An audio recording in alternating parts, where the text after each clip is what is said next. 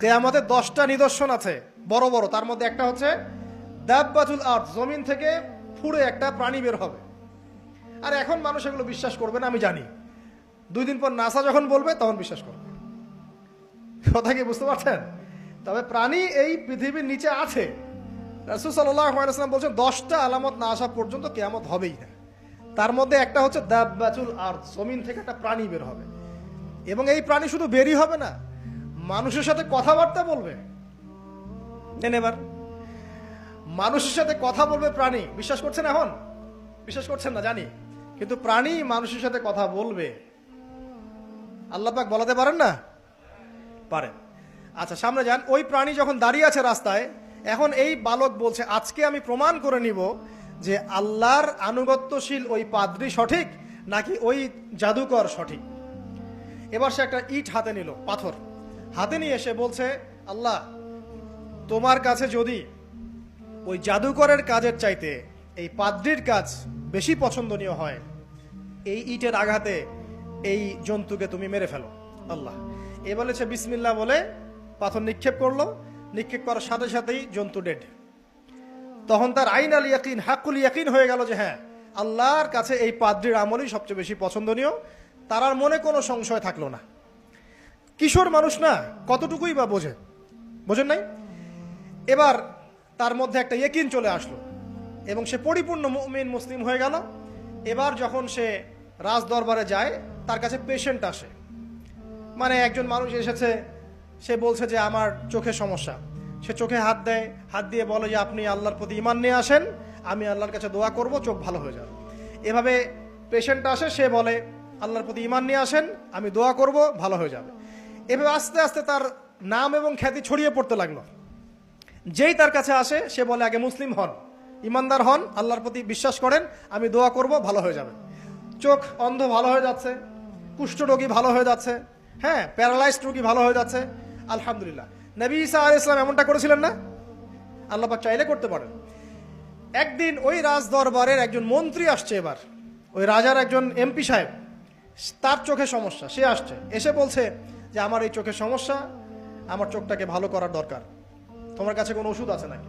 সে বলছে যে আপনি আল্লাহর প্রতি ঈমান নিয়ে আসেন, আমি আল্লাহর কাছে দোয়া করব, আপনি ভালো হয়ে যাবেন।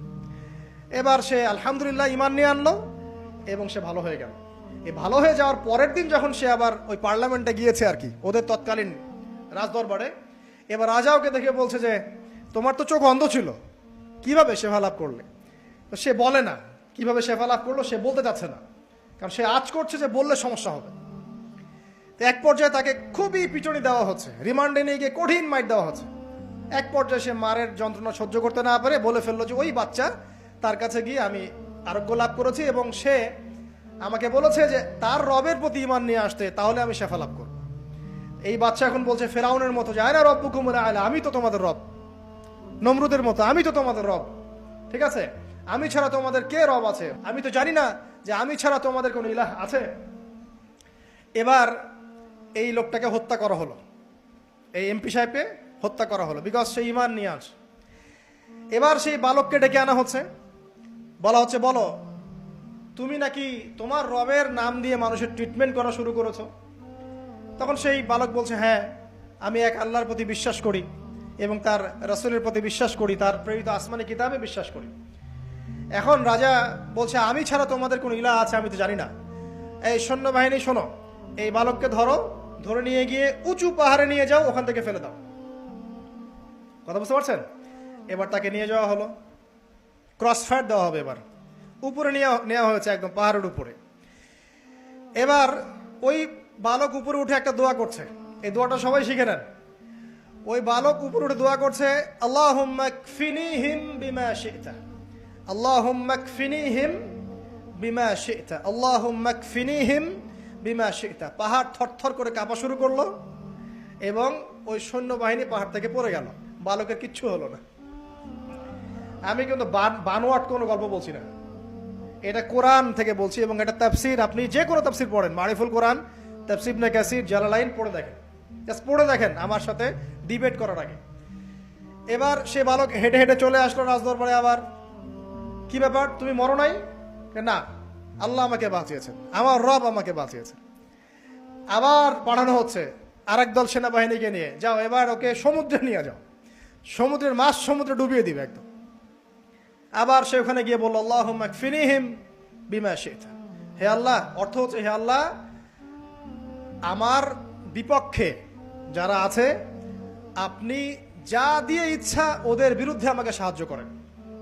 অর্থটা হচ্ছে এমন, আল্লাহুম্মা কফিনিহিম বিমা শি'তা, আল্লাহ আপনি আমার জন্য যথেষ্ট হয়ে যান, ওদের বিরুদ্ধে আমার জন্য যথেষ্ট হয়ে যান, যা ইচ্ছা তাই দিয়ে আপনি হেদায়েত করুন, মানে আমাকে হেফাজত করুন।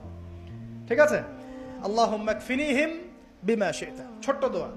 এবার ওই সমুদ্র উত্তাল হওয়া শুরু করলো এবং ওরা জাহাজ থেকে পড়ে গেল। এই বাচ্চা সেফলি আবার চলে আসলো রাজদরবারে। বিশ্বাস করছেন না?